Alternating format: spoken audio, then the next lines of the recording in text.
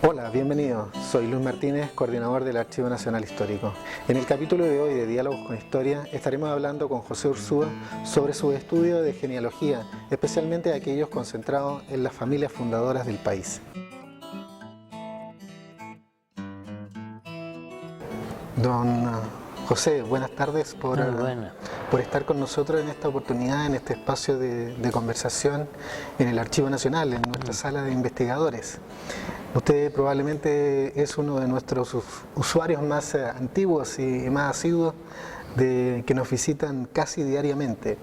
Así que, bueno, gracias por acompañarnos en esta oportunidad. En realidad debo ser de los más antiguos, aunque no es muy deseable tener los premios de antigüedad. ¿No es cierto? Oye, eso significa que va quedando poco para adelante. Yo siempre he tenido un prejuicio con la genealogía. Siempre he pensado que la genealogía nació solo o exclusivamente para las familias más distinguidas que pueden acreditar un parentesco, incluso desde, en el caso nuestro americano, desde los conquistadores. ¿Cuál es su visión de la genealogía, que ha sido un poco su trabajo en el archivo? Ese prejuicio es bastante difundido, ¿no? Es muy común y ha hecho mucho mal a la genealogía. Parte esto de una función que jugó la genealogía en la sociedad estamental que había antes de la independencia, en que cada estamento tenía sus privilegios y sus obligaciones, y todos los privilegios estaban radicados en los hidalgos. Entonces todos tenían la pretensión de demostrar que eran hidalgos para tener acceso eran los únicos, por ejemplo, que podían participar en los cabildos, que tenían acceso a los títulos militares, a estudiar en las universidades, salvo que fueran frailes, otros que esos no tenían esos requisitos. No podían ser tomados presos por deudas que no fueran con la corona, entre particulares. Y por último, si los condenaban a muerte, no les aplicaban el garrote, sino que les cortaban la cabeza. Era ese sentido de igualdad que tenían la Entonces, en España llegó un momento en que más del 70% de la población eran hidalgos, y esto le creaba un gran problema económico a la corona, porque no tenía a quién cobrarle los impuestos. ¿No? Bueno, después que se acabó esta sociedad estamental y vino la igualdad frente a la ley teórica que sea, pero en que no hay estamentos con leyes propias, sino que todos están sometidos a las mismas leyes. Esa función que jugó la genealogía dejó de tener vigencia, pero ahí se convirtió en un instrumento de vanidad. Entonces lo que era una cuestión que eran intereses reales, efectivos, porque era un interés real el sacar, por ejemplo, una información de nobleza que mostraba que eran hidalgos, porque le daba beneficio. Es lo mismo que ahora hacer un expediente para sacar una jubilación. Pero después ya no tenía esa función y, como digo, se convirtió en una cuestión de vanidad, a los que seguían intentando demostrar que eran nobles cuando ya no existían los nobles acá en Chile, que se acabaron con la independencia. Esta situación le ha creado un desprestigio a la genealogía, que muchos la ven así como un instrumento. Pero por suerte esto se ha estado revirtiendo y la genealogía, como el interés por conocer los antepasados de cada persona. Se ha discutido bastante qué es lo que es genealogía. Algunos dicen que es la historia de la familia, pero eso ya sería historia, no genealogía. Yo creo que la genealogía es una disciplina. También se ha discutido si es ciencia o no es ciencia. Yo no creo que sea ciencia, pero sí una disciplina que utiliza métodos científicos, que se refiere a los parentescos. y que parte de la base de la filiación, la relación padre-hijo, y eso va determinando las otras relaciones que existen de hermanos, de primos, tanto parentesco carnales o de consanguinidad como políticos. La forma de familia que existió en Occidente es bastante fiel la transcripción de lo que la genealogía que estudiamos con lo que es la realidad. En otras culturas, por ejemplo, se consideran hermanos, hay gente que no son realmente hermanos, pero y tenemos en el caso de los mapuches, que había una serie de normas de a quienes se consideraba hermanos, con quienes se podían casar los de aquí con los de allá y cosas por el estilo, muy distinto a esto. Pero también a ellos se les puede hacer la genealogía en la misma forma como la cosa. Yo creo que es eso, y por eso no tiene nada que ver con lo que hablábamos delante de que fuera una cosa especial para determinadas familias muy distintas. Solo para determinadas familias. Claro, sino que esto es para todo el mundo. Don Pepe, yo quería preguntarle por este libro, Las familias fundadoras, del cual usted es uno de los autores. Entiendo que ya va en el tercer tomo. Aquí, sí. ¿Cuál es el origen de este proyecto, de realizar esta gran obra de la genealogía chilena?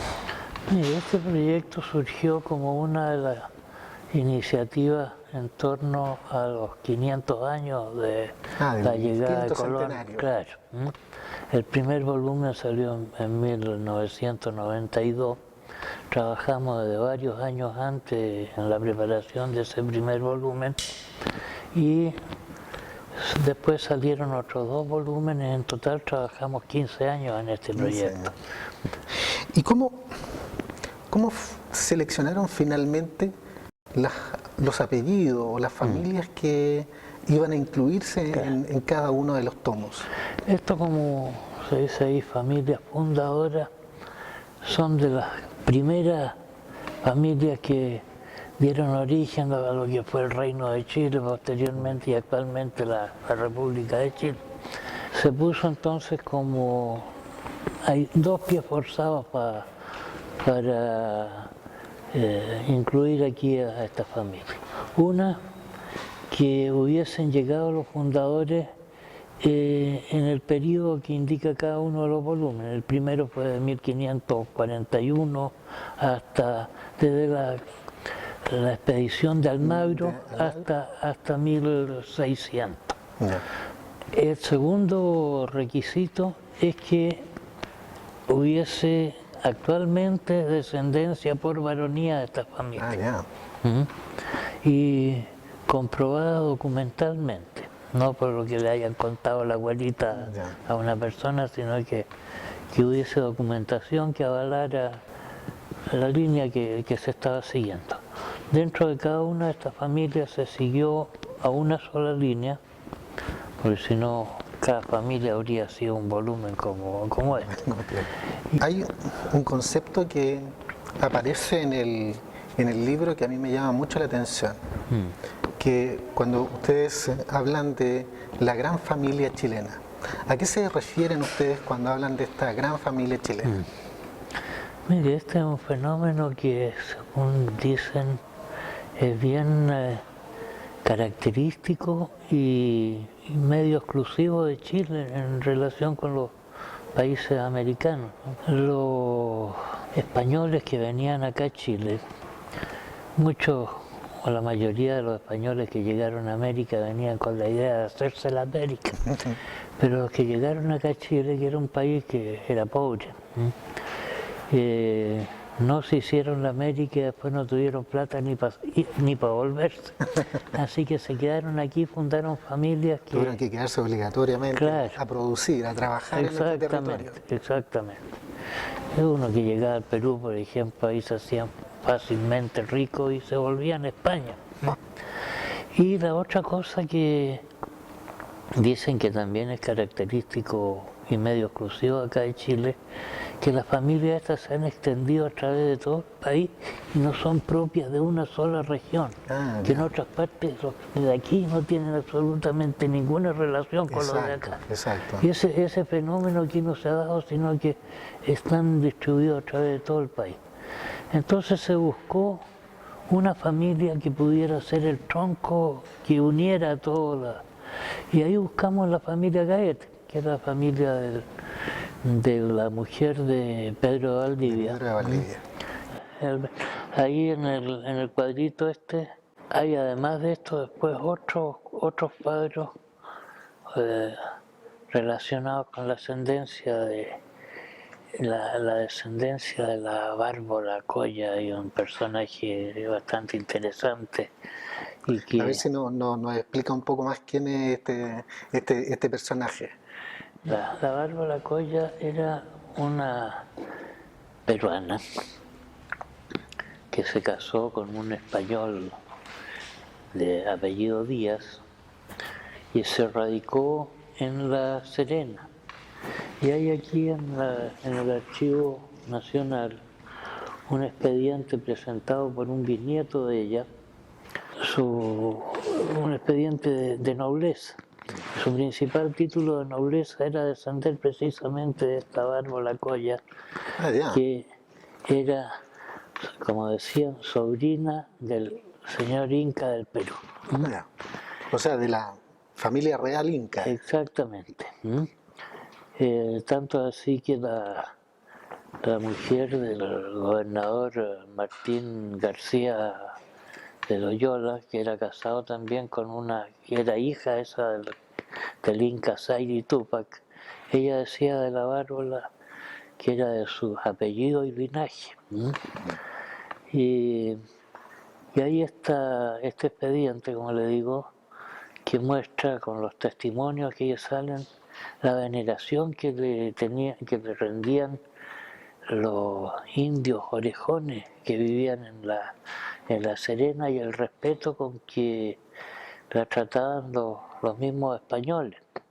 Se cuenta, por ejemplo, ahí que el domingo, cuando iba a misa, esta señora llegaba, una comitiva, iba acompañada por una comitiva de los más principales personajes de la Serena, que la acompañaban en la calle y la llevaban y la volvían a dejar a su casa. Es decir, la población le reconocía esa ascendencia real desde la familia real inca. Ahora, esto de que era la sobrina del rey inca del Perú, había que precisar de qué inca se trataba. He de presuponer que, expresado en esa forma, se referían al Inca que existía en esa época, Zairi Túpac, que era puesto por los españoles, fue el último de los Incas reconocidos por los españoles.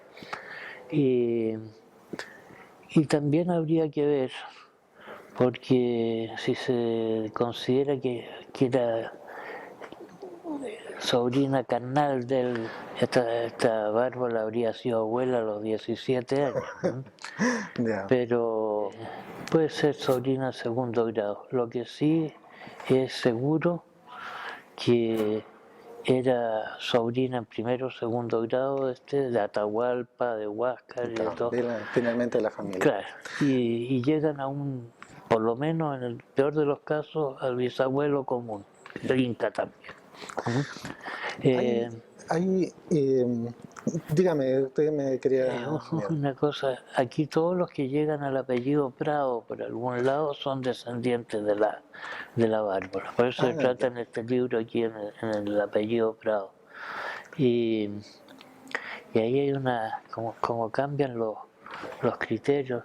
Este que hizo la información de nobleza, su principal orgullo era descender de la Bárbara. En el siglo XVIII, otro de los Prados hizo una información de nobleza, nombra como ascendiente al marido de la Bárbara, pero a ella no la nombra. Ya por ser india, los prejuicios que se habían creado. Y después, si seguimos con esta familia comprado, no sé, en el siglo XIX, en el siglo XX, se sigue investigando. ¿Qué otros personajes interesantes pueden hay de esta hay familia? 16 presidentes de la República 16. Que son descendientes de la Bárbara. Ya.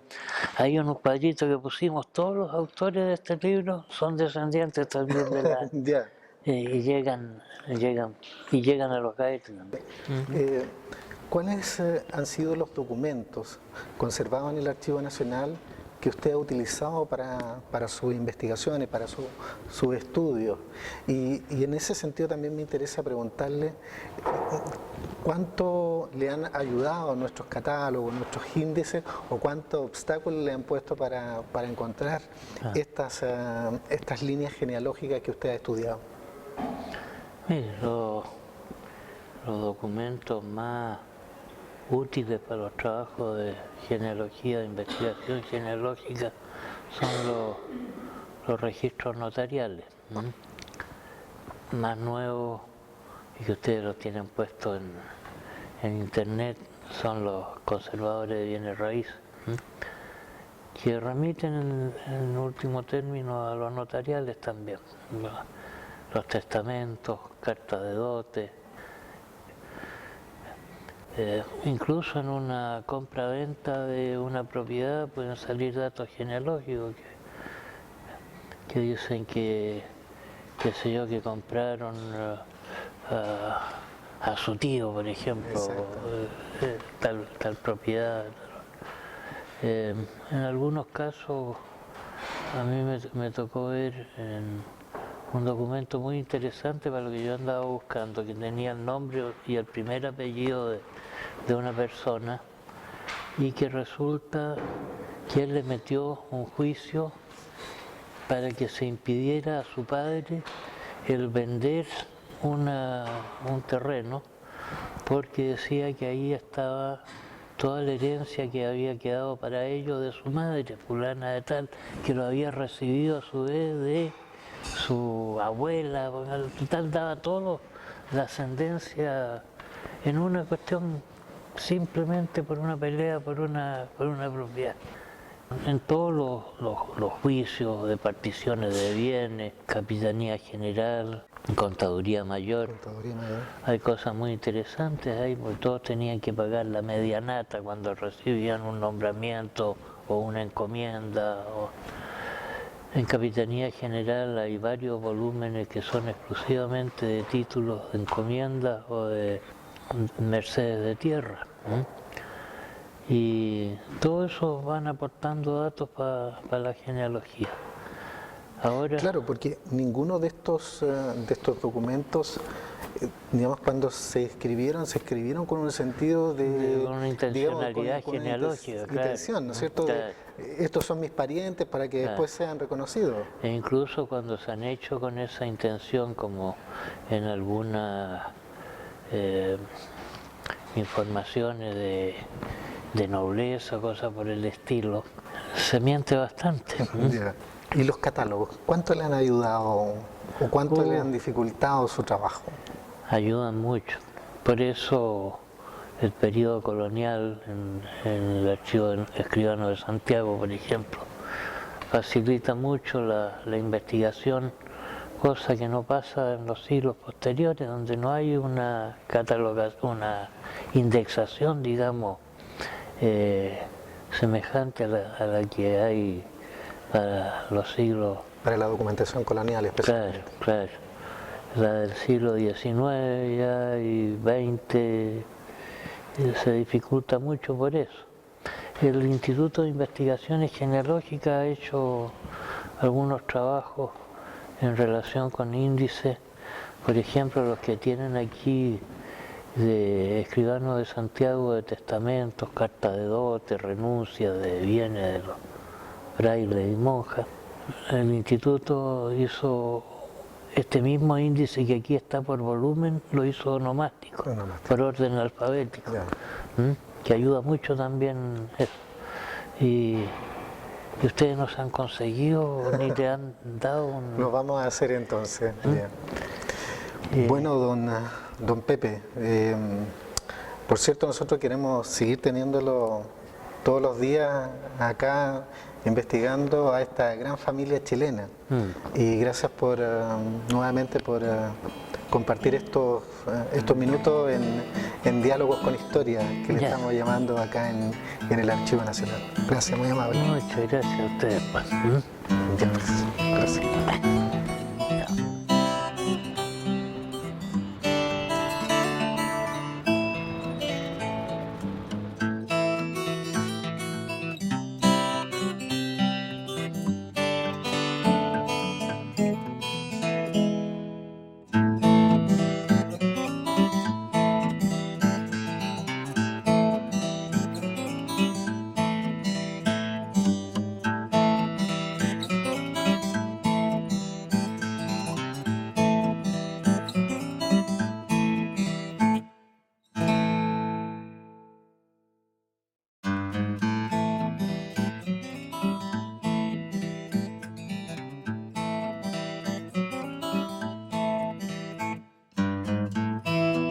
Hola, bienvenidos. Soy Luis Martínez, coordinador del Archivo Nacional Histórico. En el capítulo de hoy de Diálogos con Historia estaremos conversando con el historiador Alex Ovalle sobre las cofradías y la sociabilidad religiosa en el mundo colonial.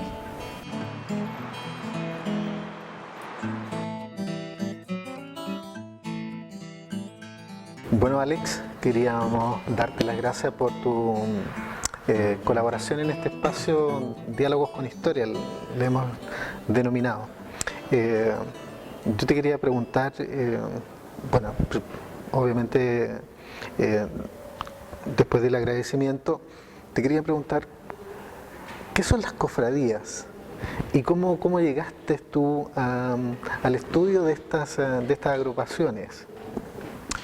Bueno, las cofradías eran asociaciones de fieles que se reunían en torno a un santo patrón o una advocación de la Virgen en las iglesias. Eran asociaciones de feligreses, era en el fondo como la feligresía, como el mundo laico participaba dentro del ámbito religioso dentro de la colonia. O sea, es una asociación que tiene orígenes medievales, pero que toma mucha fuerza en el periodo contrarreformista.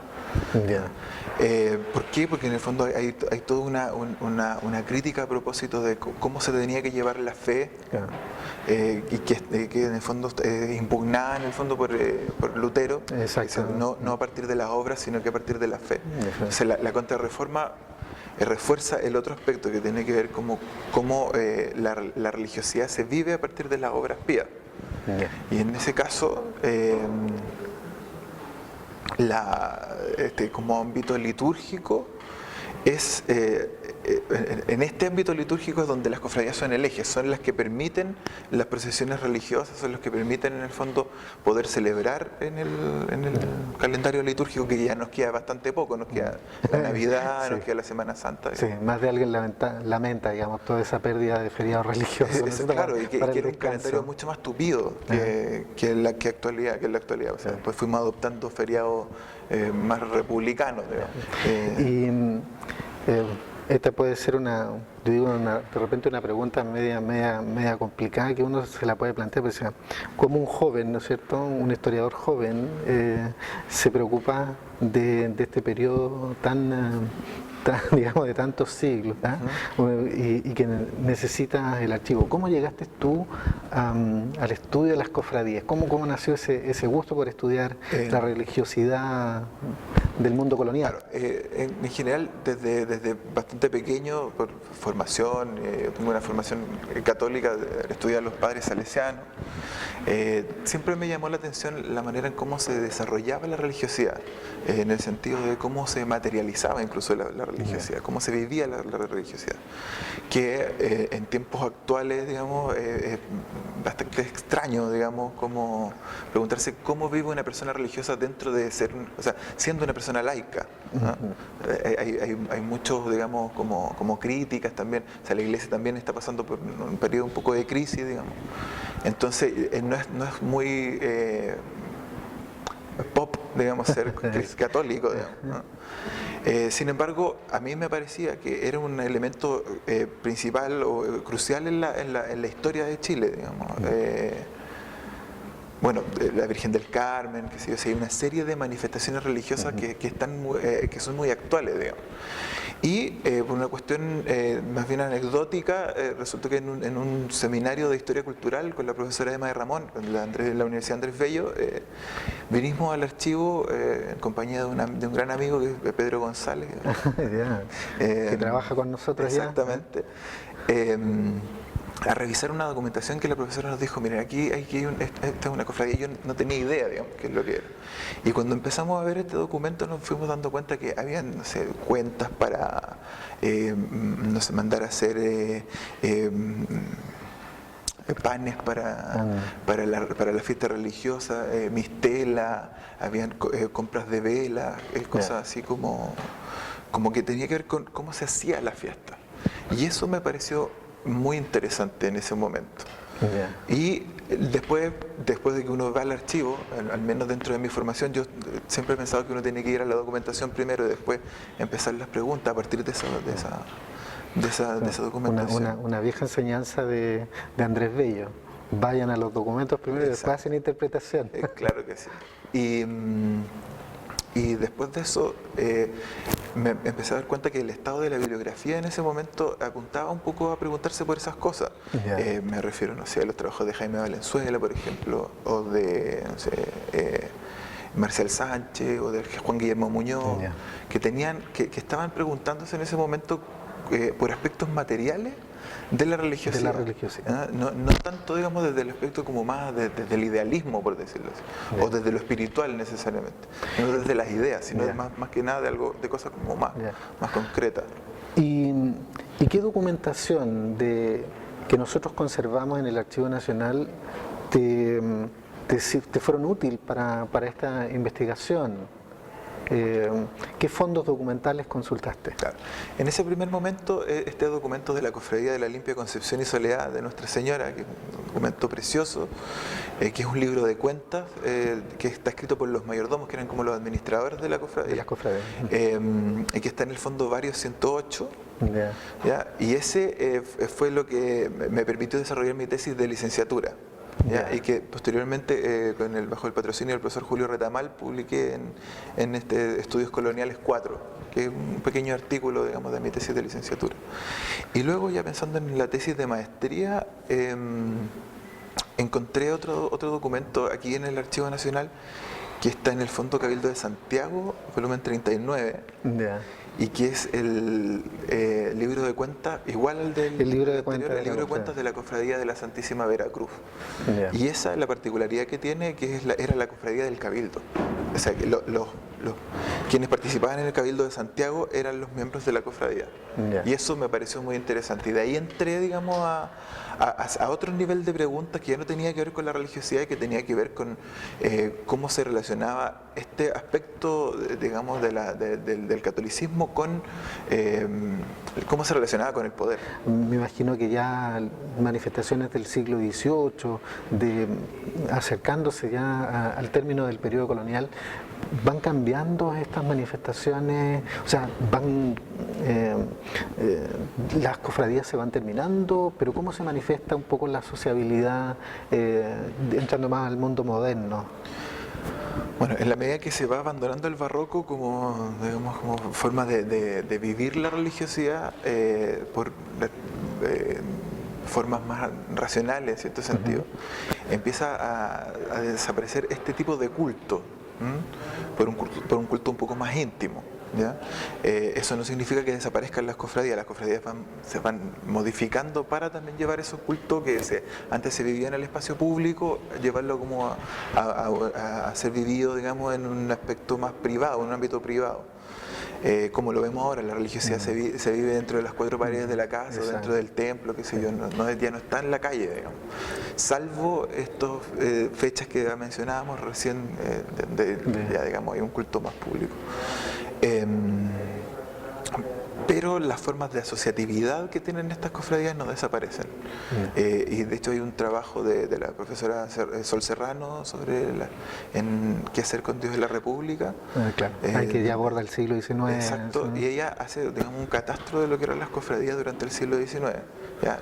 Aunque no se hace cargo de la forma de la religiosidad que llevaban a cabo estas cofradías, al menos da cuenta de la existencia, de que, o sea, que no desaparecieron, o sea, traspasaron el periodo colonial. Y yo me atrevería a decir que en gran medida todo este asociativismo que nosotros traemos desde la colonia se replicó, digamos, en casi toda la vida republicana, de otras maneras, digamos, como en sociedades mutuales, en clubes deportivos, en, no sé, sindicatos, cosas así, o sea, que en cierto sentido conservaban como solidaridad, digamos, mutua. Alex,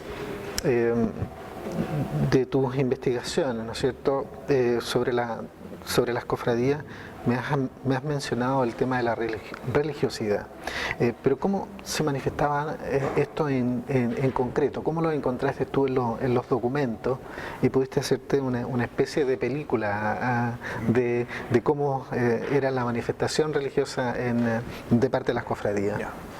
Bueno, mencionar un par de ejemplos, específicamente con la cofradía de la Limpia Concepción y Soledad, que eran dos cofradías, o sea, nosotros creíamos en ese momento con la profesora Emma Ramón que eran dos cofradías que se habían juntado. O sea, que primero era la cofradía de la Soledad y después se había juntado con otra que era la cofradía de la Limpia Concepción, y eran dos advocaciones de la Virgen que salían a procesión. Esas dos imágenes, digamos, de la Virgen salían a procesión, y está escrito dentro de los libros de cuentas que salían a procesión porque se le pagaba a personas para que llevaran las andas, cosas así. ¿Ya? Y esa procesión es muy interesante porque era una procesión de sangre. ¿Ya? ¿Eso qué significa? Que habían algunas personas que por penitencia salían a golpearse, digamos, autoflagelarse en realidad. Y porque era una cofradía que salía a procesión durante el Viernes Santo, donde se supone se mostraba todo el arrepentimiento, digamos, incluso aquí puedo mencionar una cita del mayordomo que dice que en la celda de la capilla, que tuvo que comprar aguardiente y vino, y las guardó en un cuarto de la celda de la capilla para hacer los cocimientos de los penitentes el día Viernes Santo.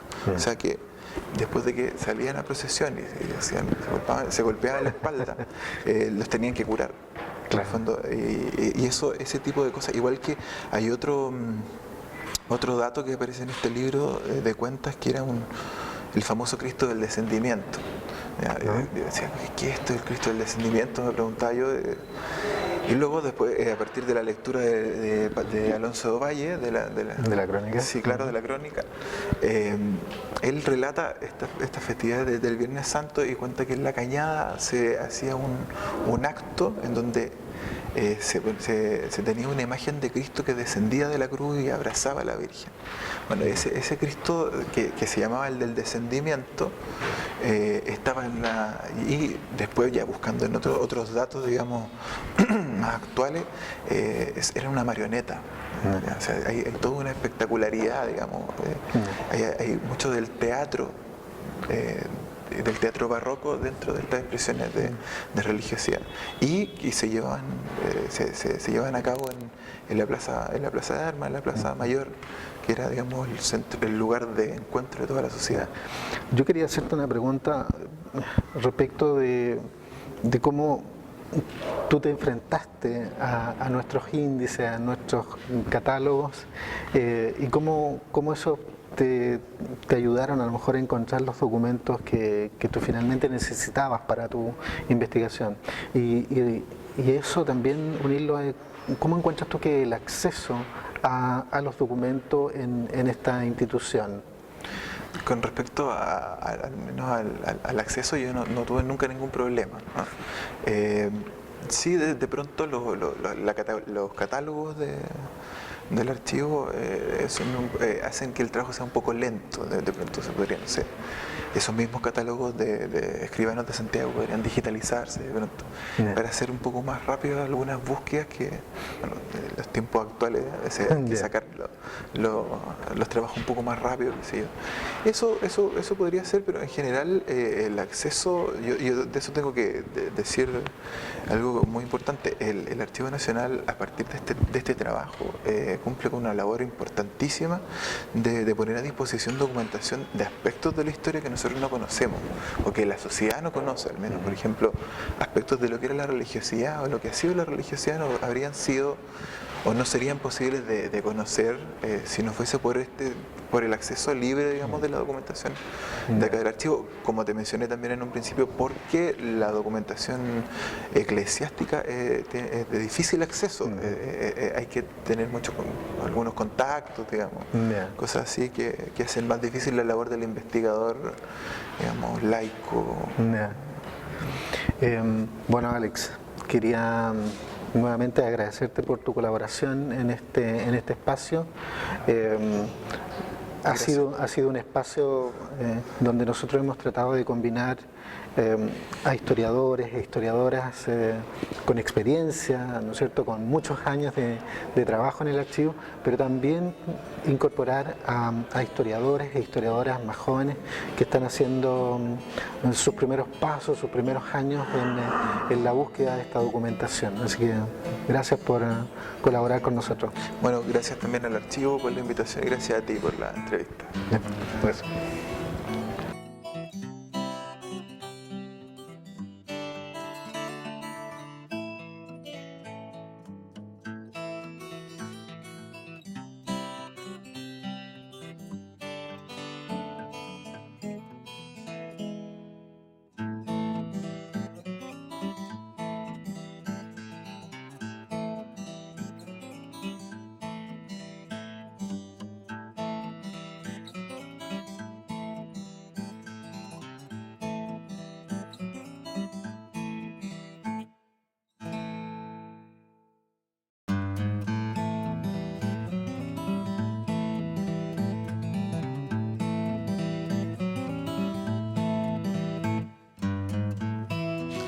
Hola, bienvenidos. Soy Luis Martínez, coordinador del Archivo Nacional Histórico. En el capítulo de hoy de Diálogos con Historia conversaremos con María Eugenia Albornoz sobre las injurias en el periodo colonial.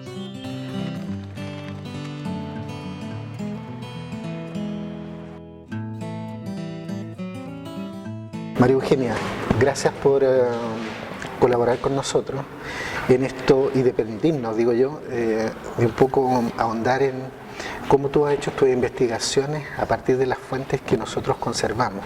Entonces quería agradecerte tu colaboración y hacerte una pregunta probablemente que a lo mejor te han hecho muchas veces. ¿Cómo llegaste tú? ¿Cómo surgió en ti el interés por estudiar las injurias? Gracias, Luis, por invitarme a participar en esta serie de videos. Yo estoy feliz porque seguramente tú te acuerdas, pero yo desde ya el 97, o sea, van a ser... hay muchos años, muchísimos años, sí. Vengo para acá, así que yo feliz comparto con ustedes mi experiencia y lo que he ido aprendiendo gracias a ustedes y a los documentos que conservan acá. ¿Cómo surgió el interés por las injurias? Mira, a partir de la vida cotidiana. Concretamente, mientras estudiaba Historia en la Universidad Católica, a mediados de la década del 90, accedí a cursos de Historia de las Mentalidades e Historia de la Vida Privada. Y ahí uno como historiador empieza a fijarse en otros aspectos que la historia de las grandes personas o de los grandes procesos, y empecé a tener una afinidad con los conflictos entre las personas, los problemas que pudieran tener las personas comunes y corrientes en su vida a lo largo de su vida. Y por otro lado, en la vida cotidiana santiaguina de esa época de mi vida, veía frecuentemente episodios de violencia entre personas que hoy día los llamamos así. Pero me refiero a insultos, a gritos agresivos, a empujones, esto de que la gente en Santiago camina muy apurado y de repente pasa a llevar al otro, específicamente en la Vega Central. Por otra parte, yo en ese momento, en 1996, estaba participando como ayudante en una investigación que está llevando a cabo en esa época la profesora de la Universidad Católica, Teresa Pereira Larraín, sobre historia de los sentimientos. Específicamente a ella le interesaba en esa época llegar a hacer una historia del duelo con espadas. Entonces ella se enfocaba más bien a la historia del honor, a la historia de lo que pasa entre hombres que tienen acceso a las espadas, como pueden ser los soldados, o gente entre comillas de aristocracia. Su inspiración era más bien la historia francesa. Y ella me dijo un día, sería bueno conocer qué es lo que se conserva en Chile en los archivos judiciales. Y ya no me acuerdo sinceramente quién me acogió, pero me dijo, revisa Real Audiencia. Y así empecé, Real Audiencia, microficha, y me dijeron, toma un volumen al azar, y empecé a mirar. Fueron días, semanas, hasta que de repente me di cuenta que podían ser las injurias. Y ella me dijo, necesito por duelo, no por injuria. Como no hay por duelo, porque ya lo busqué, le dije, mire, busqué ya todos los catálogos y no hay, y se acabó mi participación en esta investigación. Pero yo quedé, me quedé dando vueltas. Tema de la injuria. Por lo tanto, digamos, yo deduzco que si aparece definido como injuria, es porque tenía digamos, una categoría de delito, sí, ¿no es cierto? En la legislación colonial, digamos. Claro. ¿Cómo se definía y qué alcance tenía esta definición como delito, la injuria? Claro, mira, es bastante complejo y uno se da cuenta leyendo en distintos niveles. Si uno va al derecho, a los cuerpos de código que definen las figuras de delito o de crimen, las 7 partidas son fundamentales porque ahí en la partida séptima, que tiene que ver con todo lo que ataca a la vida, es decir, la muerte, los homicidios y toda falta que implique derrame de sangre, aparecen las injurias. Si yo me quedo con la lectura línea por línea textual de lo que está definido en las 7 partidas y qué es lo que yo finalmente decidí hacer, sucede que injurias es entendida como violencias de muy amplio espectro. Cuéntanos de algunos casos que tú has revisado y que te merezcan, digamos, el interés, que sean más conocidos por la sociedad en definitiva y que han sido como ejemplos de lo que tú quieres estudiar. Uno siempre tiene casos regalones y más todavía cuando comprende con esta investigación que permite visibilizar sujetos del pasado que no están incluidos en los relatos oficiales de la historia. Exacto. De la historia social, de la historia política, incluso de la historia cultural. Desde una esclava que enfrenta a la propietaria de la pieza o cuarto que esa esclava arrienda para vivir. Y esa propietaria, que es una señora de clase alta, diríamos, le cobra el arriendo. Esta esclava dice, no tengo con qué pagar, y por lo tanto le pone llave al cuarto y la echa fuera. Un desalojo por no pago. Bueno, esta esclava se atreve a ir a ver a esta propietaria, muy enojada, a su casa y la insulta y la agrede y dice, yo tengo derecho a mi casa. O sea, bueno, eso a ti nadie te lo dice, nadie te lo cuenta y no es su ama. Atraviesa las calles, va a otra. Por supuesto le va pésimo, la toman presa, además está embarazada. Pero esa capacidad de denunciar, de no dejarse aplastar sabiendo que te va a ir mal porque te van a golpear, yo creo que es algo que no hay que dejar pasar.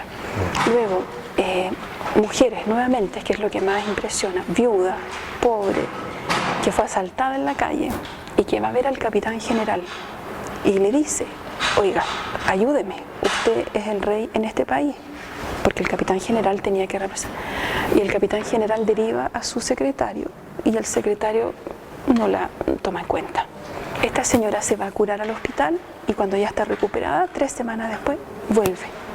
Y le pide al escribano, porque ella no escribe, que escriba una pequeña carta donde le dice, yo vine hace 3 semanas y usted no me acogió. Me fui a mejorar y ahora que estoy sana, tal vez usted me pueda escuchar. Yo no me voy a quedar callada. Mira. O sea, eso, y es un caso, duró muy poquitito, pero es eso. Otros casos que son impactantes por el otro lado. Maridos que denuncian como injuria una violencia que se le ha hecho a su esposa, concretamente le dieron el latigazo en la cara y la deformaron, pero la denuncia no porque su esposa está sufriendo, sino porque él como marido ha perdido a su esposa y ya no tiene interés en estar casado con esa mujer que es fea. Él se siente injuriado y reclama. algunos expedientes, porque no son todos, hablan de injurias atroces. ¿Cómo uno lo ve? Cuando alguien quiere querellarse por injurias, dice, me querello por la injuria atroz que tal persona me hizo, o porque he sido injuriado atrozmente por tal persona. Algunos dicen, he sido injuriado o me querello por estas injurias, nada más. Y los que dicen atroces o atrozmente están enfatizando, están subrayando un nivel mayor de sufrimiento, de violencia y una gravedad en la posibilidad de atribuir una pena. Eso viene del derecho romano. El derecho romano ya había graduado en injurias leves o graves. Y aparecía también el concepto injuria atroz. En el derecho romano, la injuria atroz tiene que ver con atacar lugares sagrados de la polis, de la ciudad, de las civitas. En este caso, un templo o el foro romano, y si tú vertías sangre, por ejemplo, o vino, estás atacando, lo estás insultando, lo estás ofendiendo y se considera atroz porque es un lugar sagrado de interés común que no debe ser vilipendiado, que no debe ser así agredido. Pero a lo largo de la Edad Media y pasando la religión católica con todos sus valores y el derecho canónico, se va corriendo un poco el concepto de atroz vinculado al lugar sagrado, porque lo sagrado es el templo católico y la iglesia, y se usa más bien la dimensión de enorme, la dimensión de lo gigantesco, que es lo que puede alcanzar por su altura de grande a Dios. Y en él eso quedó como reservado a lo sagrado, y lo atroz quedó reservado a la subjetividad. Cuando ya tú estás como al borde de lo insoportable, lo calificas como atroz. En los expedientes, las personas que hablan de injurias atroces tienen que condimentar la descripción con más epítetos. Y ahí empieza a aparecer lo feroz, que a nosotros lo tenemos asociado a los cuentos medievales con lo que te da miedo. Exacto. Pero para ello la agresión feroz tiene que ver con lo salvaje, lo que no es civilizado. Por ejemplo, los que más usan el epíteto feroz para hablar de las injurias atroces, estamos en lo súper violento, son los indios y los indígenas, las indias y los indios. ¿Por qué? Porque eso ya escapa toda la medida de lo sano. Es decir, el español que tiene a cargo indios encomendados y les da latigazos, los está injuriando, les está haciendo violencia grave, porque sale sangre, porque te puedes quedar sin un brazo, etc. Pero además es feroz, porque está yendo más allá de lo permitido, de lo entendido como bueno, como sano. Y eso se acusa como atroz. Sí. Cuando tú me cuentas esto, a mí me da la impresión que es como por esta vía y esta acusación, de alguna manera me permite igualarme o alcanzar algún nivel de igualdad con quien me castiga, ¿no es cierto?, que se ha sobrepasado del estamento, ¿no es cierto? Y yo a través de esta acusación como que busco un camino, ¿no es cierto?, de igualarme, ¿no? No sé si te da un poco esa impresión. Al mismo tiempo es bien interesante porque la igualdad para nosotros llega después como concepto. Y yo prefiero utilizar la justicia. Y porque es complejo y es difícil de soportar para la persona que está en la jerarquía, porque alguien de abajo le está recordando su deber moral. Y ahí entramos en la escala moral. Lo que pasa cuando el de arriba, que está en la jerarquía y que debe ser más controlado, que debe ser más sabio, que debe ser más magnánimo, no lo es, el riesgo es que su crédito, su reputación, su buen nombre, caiga por los suelos. Entonces, como errar es humano y está la tentación del diablo todo el tiempo, se acepta la posibilidad de que el que está aquí arriba se equivoque. Lo que es insoportable es que el que corrija a este que está aquí arriba no sea un par. Exacto, sí. No sea su consejero espiritual o su superior, sino que sea el que está abajo. Y al mismo tiempo el que está abajo sabe, y hay todo un lenguaje católico, que el que sufre como Cristo en la cruz tiene la verdad legítima de su sufrimiento para alegar. Si no sufre, no tiene derecho a nada. Exacto. Pero si sufre y se nota que está sufriendo, su palabra debe ser escuchada. Entonces es mucho más complejo que igualarse. Tiene que ver con, en el fondo, compensar. Compensar. Y ahí surge lo que a mí me fascina y es lo que yo sigo haciendo, que es la historia de la palabra. Porque es por el verbo, es por la denuncia, es por el grito, es por la querella, que el que está siendo pisoteado, violentado, abusado, sube de posibilidad para señalar al otro y decirle: te estás equivocando, esto no lo puedes hacer. ¿Y por qué te lo puedo decir? Porque a mí me duele. María Eugenia, queríamos preguntarte, para ir concluyendo esta entrevista,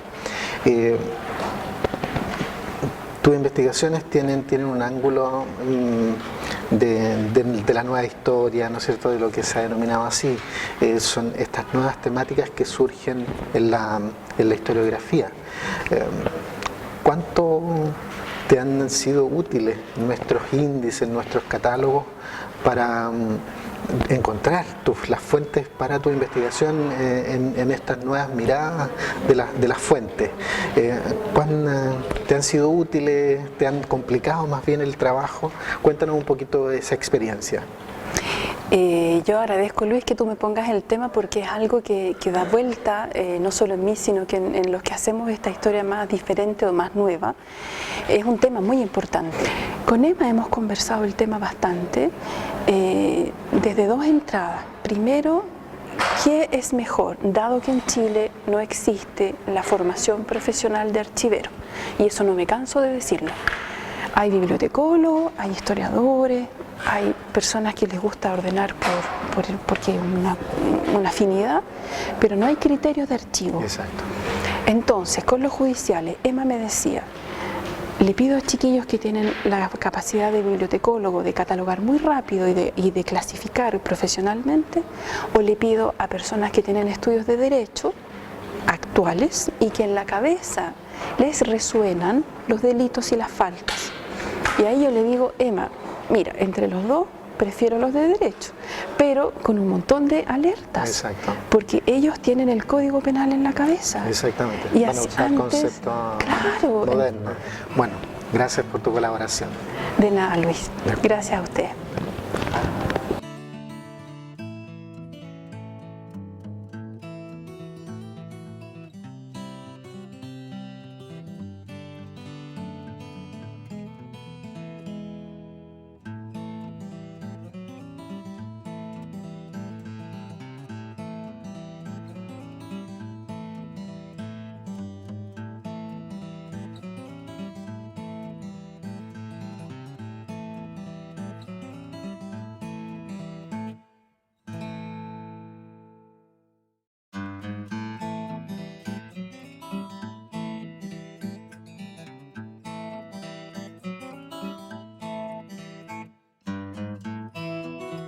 Hola, bienvenidos. Soy Luis Martínez, coordinador del Archivo Nacional Histórico. Y en el capítulo de hoy de Diálogos con Historia estaremos hablando con Emma de Ramón, historiadora y directora del Archivo Nacional, sobre sus investigaciones y además los propósitos, los objetivos que ella se ha planteado para su gestión.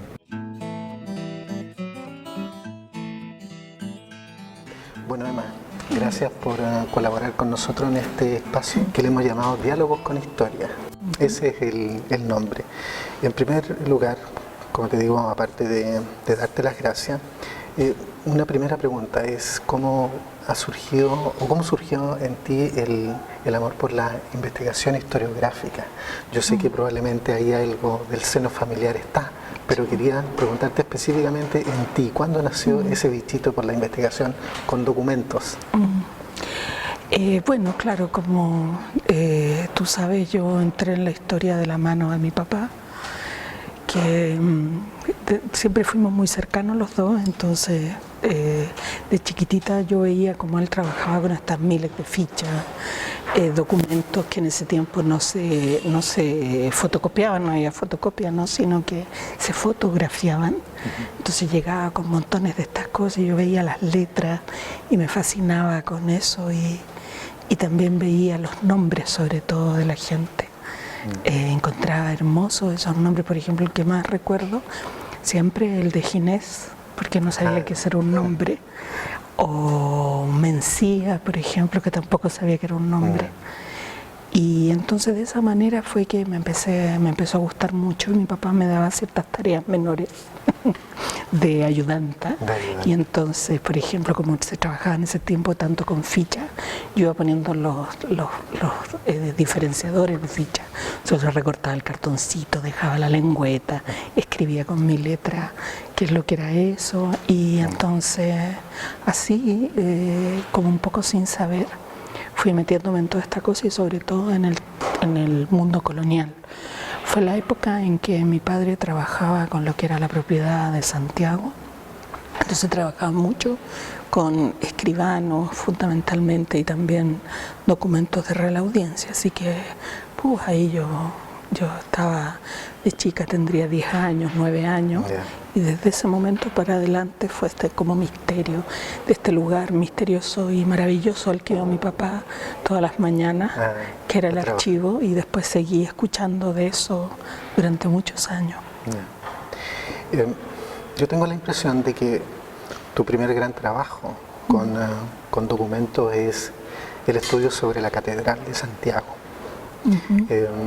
Algún vínculo tuvimos ahí en los inicios de ese trabajo, de buscando algunos documentos.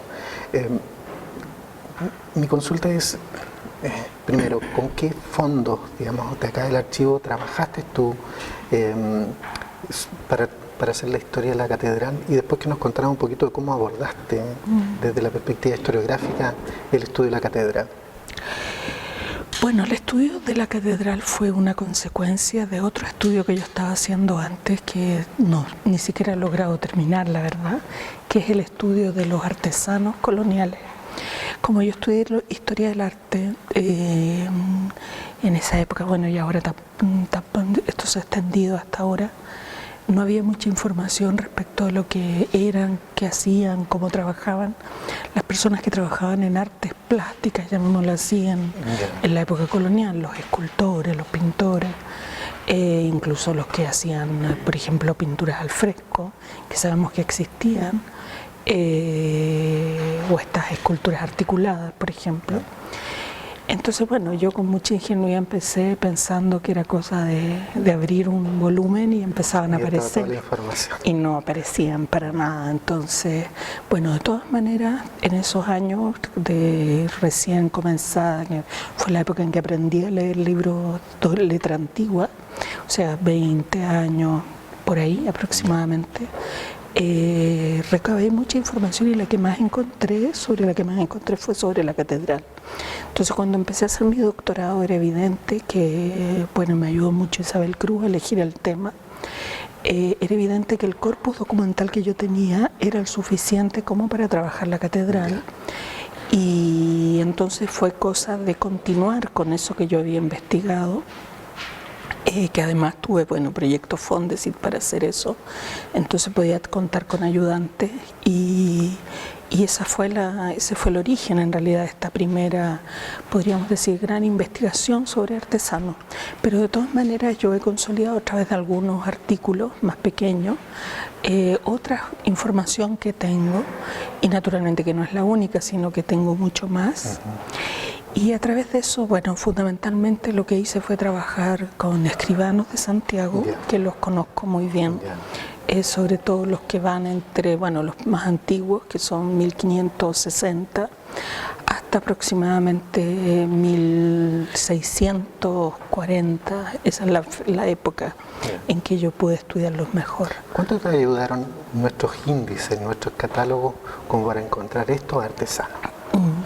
Mira, el índice de escribanos que existe fundamentalmente contiene documentación sobre testamentos y dotes.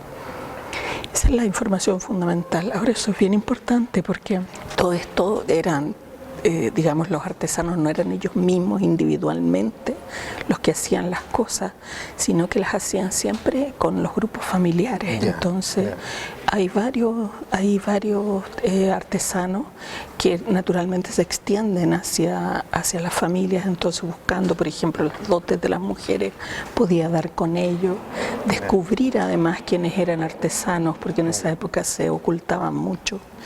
Y entonces de esa manera, así casi como un trabajo de detective, tuve que hacer para poder encontrarlos a todos y poder ordenar la información. Bueno, también hubo otra documentación asociada que es la audiencia fundamentalmente. Y me hubiera encantado que Capitanía General tuviera más documentación, pero la verdad es que Capitanía empieza en el siglo XVIII con fuerza. Entonces, respecto de esa documentación, es más que nada esa para la historia de la Catedral Nueva, la que actualmente conocemos, más que la Catedral Antigua, que fue la que yo trabajé. Ciertamente, el trabajo de la Catedral, volviendo un poquito atrás, pienso yo que hay una parte arquitectónica, ¿no es cierto?, una mirada desde eso, pero también una mirada desde su representación como poder religioso en una sociedad colonial como la nuestra. ¿Qué descubriste tú interesante desde ese ángulo? Claro. Mira, yo creo que lo más importante de esa tesis, que yo no sé si quedó totalmente claro en lo que escribí, porque todavía tenía algunas confusiones en esa época, pero ya ahora cada vez se me hace más clara la situación como para describirla, y es que en realidad esto era más que un edificio, era un sistema de la devoción, por llamarlo de alguna manera, que en esa tesis yo no lo llamé así, ahora lo llamo así, tal vez algún día lo reescriba y ponga la Catedral Nueva, ¿no? En el fondo las iglesias eran los templos, eran un reflejo de la devoción local, y entonces finalmente se construían de acuerdo a las diferentes, podríamos decir, cofradías o grupos de parroquianos, llamémosle así, que seguían a un tipo de santo o algún tipo de devoción. Entonces, en el fondo la iglesia se adaptaba, se iban poniendo los altares de acuerdo a esas devociones, y los espacios interiores también. Tenían además que todo esto relacionarlo con el tema del culto a la muerte, que en ese momento era muy fuerte, y entonces lo que finalmente implicó fue que toda la iglesia se vendía como por pedacitos. Entonces, además de las devociones, qué sé yo, a San José, donde tuvo a la Virgen de la Asunción, y eso, estaban además las devociones a los propios muertos, que finalmente sobre cada uno de esos muertos se construían las familias. Entonces, bueno, todo eso implicó que una vez que la iglesia quedó chica, porque ya había más muertos que espacio dentro, nacían las necesidades de renovarlas y agrandarlas. Avanzando y un poco preguntándote en lo que ha estado en los últimos probablemente 3 años, este trabajo de descubrir cómo ha ido surgiendo o cómo fue surgiendo el amor a Chile. Es un poco ese el título. Sí. Dinos tú, primero, un poco más de en qué consiste este trabajo. Claro. Y nuevamente, ¿desde qué fondos conservados acá en el Archivo Nacional tú te has basado para encontrar este amor a Chile? Claro. Hicimos una transcripción completa de una cantidad muy grande de testamentos, son sobre 150 para el siglo XVI solamente. Lo otro fue trabajo sobre crónicas, fundamentalmente, y bueno, y eso, y algunas cosas de Real Audiencia, algunos juicios. Entonces, bueno, a partir de eso lo que descubrimos cada vez más fuerte es que en todos estos documentos, desde muy al principio, se expresa una especie como de nacionalismo, si quieres llamarlo así. O sea, una suerte como de admiración del entorno, de la geografía, de la cordillera, de la riqueza del país, de la fertilidad, en fin. En frases, en cosas, bueno, Luz Ángela trabaja fundamentalmente a partir de teoría del discurso. Entonces, bueno, yo le proveo un poco el material, la materia prima, con los ayudantes y ella va haciendo el análisis del discurso. Entonces, bueno, ahora planteamos una segunda parte que fue en qué momento nace esa noción de que esto es un lugar especial, ¿no? Un lugar especial porque veíamos en muchos relatos que aparecía contrapuesto este lugar donde habían cosas muy hermosas, ¿no? Como las que te acabas, el paisaje, la fertilidad. Algo Pedro de Valdivia dice algo Sí, respecto, Pedro de Valdivia, ¿cierto? claro. O sea, este lugar es fantástico para vivir, no puede haber un clima mejor, etcétera. Y al mismo tiempo en la descripción de los desastres, ¿no? De las catástrofes. Entonces eso como contrapuesto, porque hay como una especie de lo que llaman los literatos locus amoenus, ¿no? O sea, un lugar precioso donde, no sé, corre un pequeño riachuelo, es fresco. Casi un paraíso, sí, contrapuesto con este infierno que surge cada vez que estallan volcanes, sale el agua, los tsunamis, ¿no? Los inviten, los mamuts, y todo tipo de cosas. Y que entonces el paisaje cambia. Y esos dos extremos de lo hermoso y lo terrible, ¿no? Es justamente lo que estamos tratando de contraponer, cómo eso se une a esta admiración por este lugar, este montón de preguntas que surgen a partir de este rincón del mundo, donde todo puede ser posible, ¿no? Desde el ser absolutamente feliz a ser totalmente desgraciado, ¿no? Digamos, de un momento a otro, de un momento efectos a otro. de la naturaleza, ¿no? Claro, fundamentalmente la naturaleza. Bueno, querida Emma, contigo también se nos junta esto de historiadora y ser colega archiveros. Tú, uno de los trabajos probablemente que más querés ha sido la creación de un fondo que le hemos llamado Mujeres y Género. Eso ha sido, insisto, probablemente tu proyecto desde ser coordinadora del Archivo Nacional Histórico. Cuéntanos un poquito cómo surge la formación de este fondo y qué proyecciones le ves tú hacia adelante.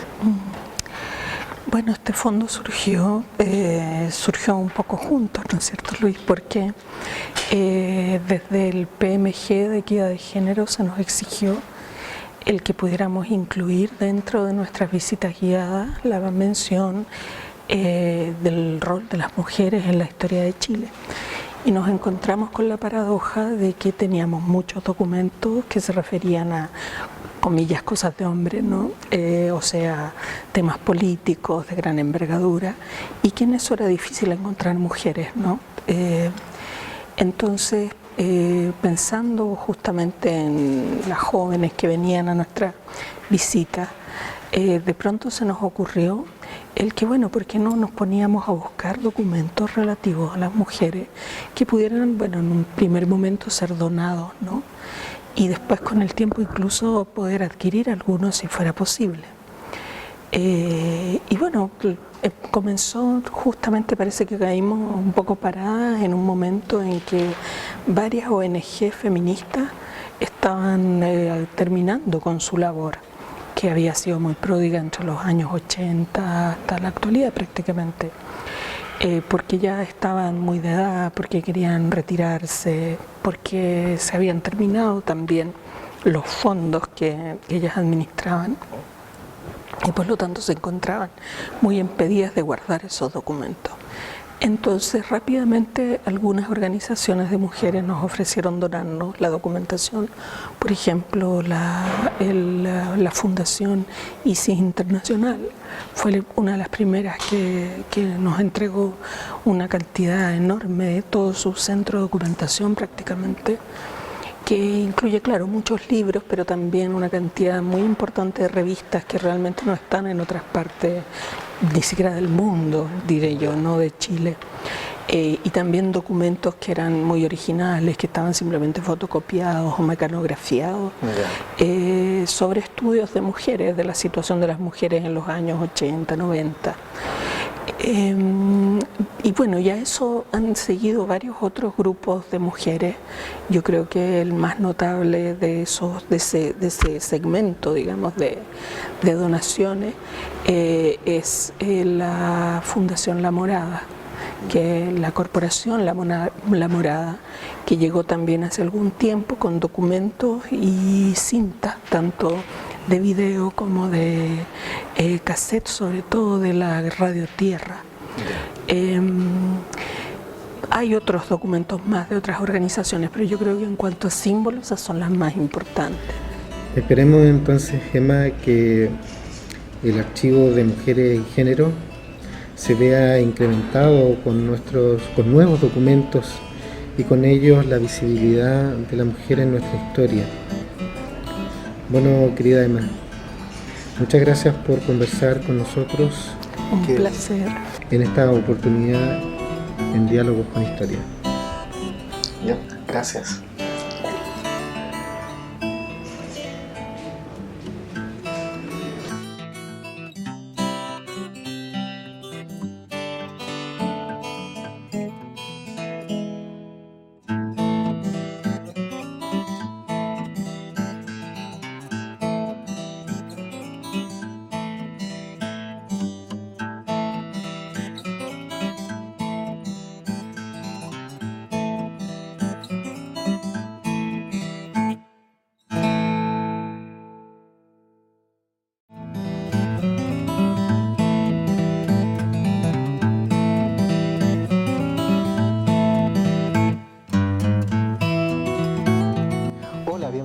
Soy Luis Martínez, coordinador del Archivo Nacional Histórico.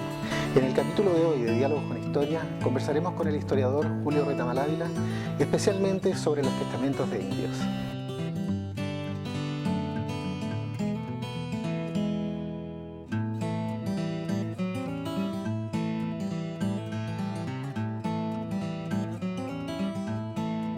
Bueno, Julio, gracias por venir a esta conversación, a estos diálogos con historia. Nosotros te conocemos muchos años como investigador acá de nuestra sala de lectura, nuestra sala de investigadores. Así que gracias por el aporte que tú nos puedes hacer en esta conversación. Bueno, gracias al archivo. Es decir, tú sabes muy bien que el archivo para mí es mucho más importante que una universidad. O sea, la verdadera casa académica es el archivo, no las universidades. Aquí es donde se desenvuelve la vida de la historiografía. De manera que el que debe agradecer soy yo, y no ustedes. Mira, el largo tiempo que tú has trabajado acá investigando nuestros fondos documentales, si bien nosotros lo sabemos, pero me gustaría que nos contaras un poco en qué periodo de la historia te concentras en tus investigaciones. Bueno, fundamentalmente yo soy un historiador colonial o colonialista, digámoslo así. Trabajo fundamentalmente siglo XVI, XVII y XVIII.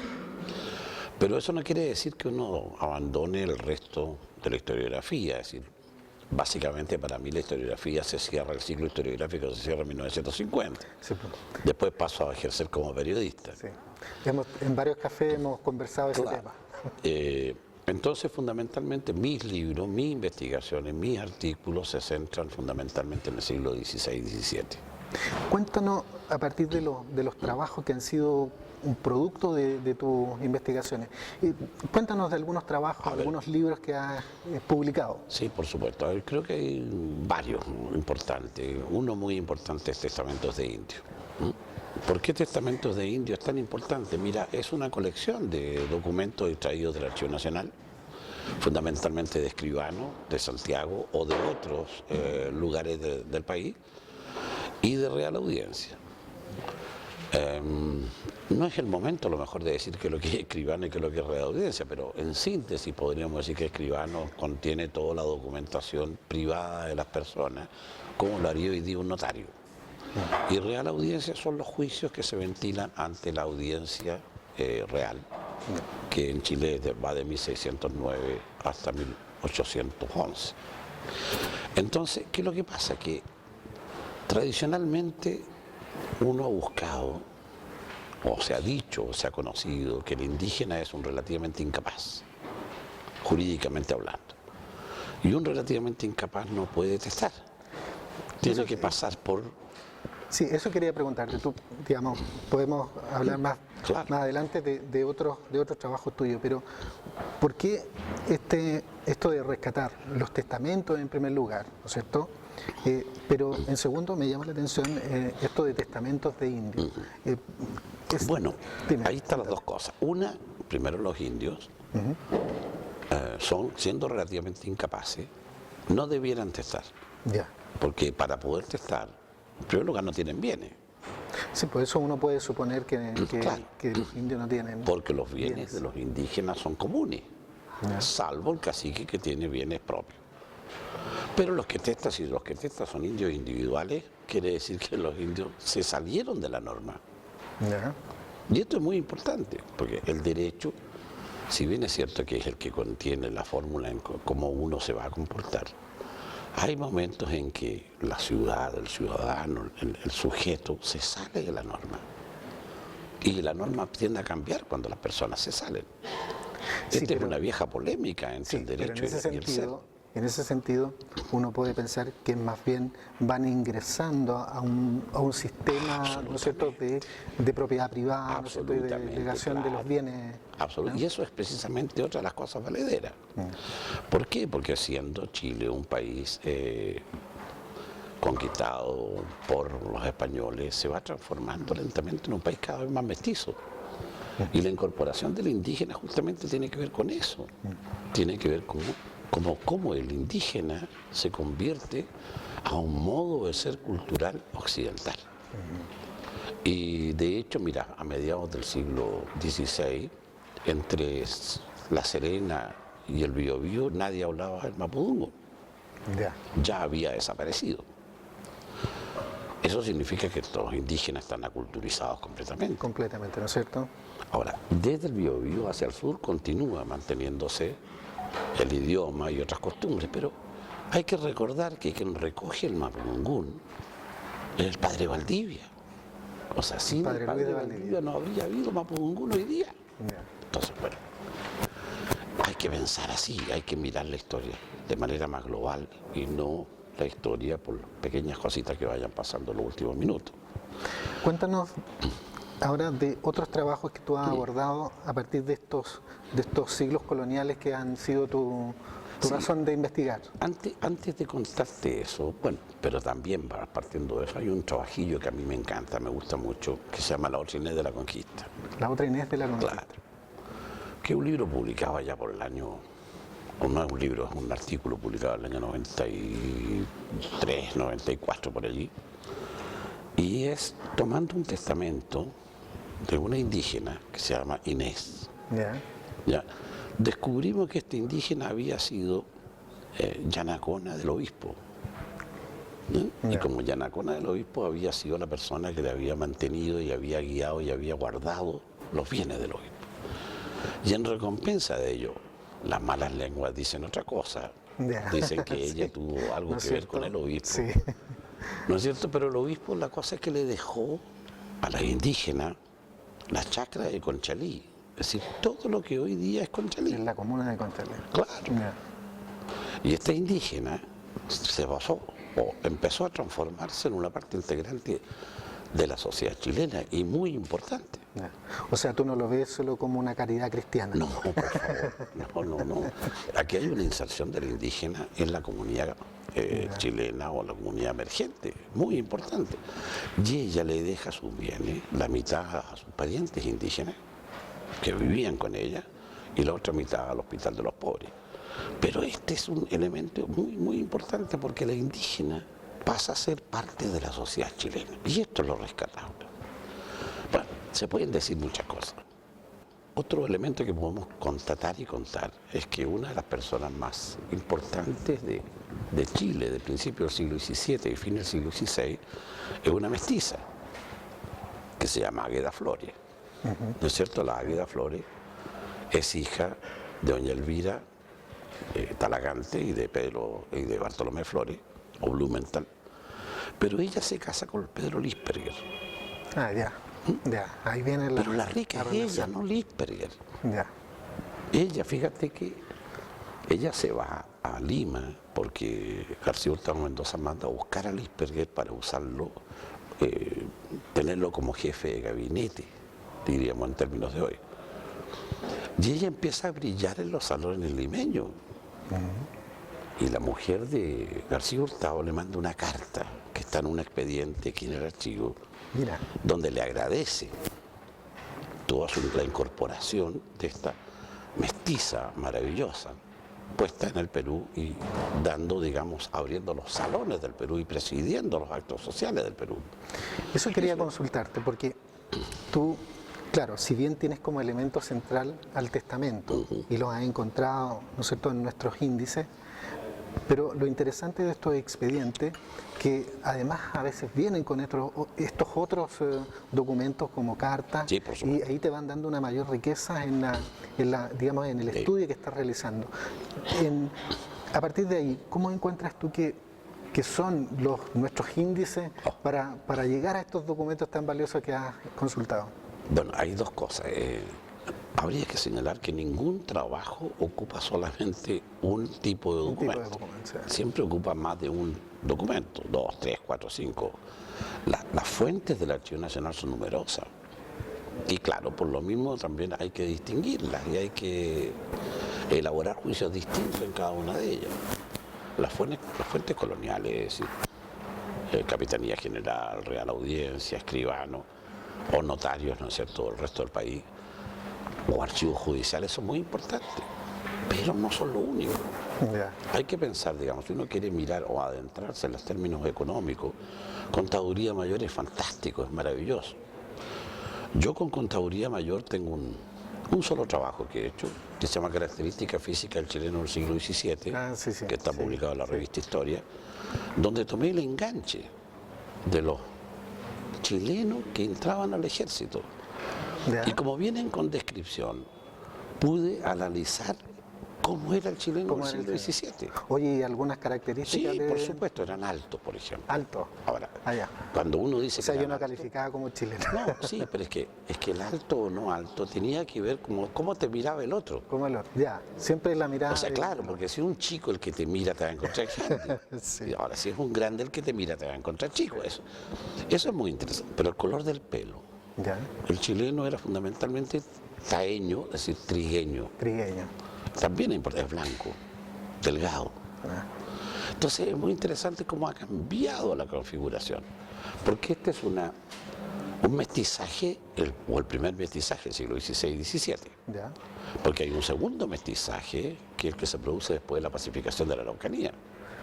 Y ahí tú Donde se dices que incorpora, claro, se incorpora ahí se otro incorpora tipo de más rasgos que gente. tenemos hoy día. Exacto, Ya. exactamente. Ya.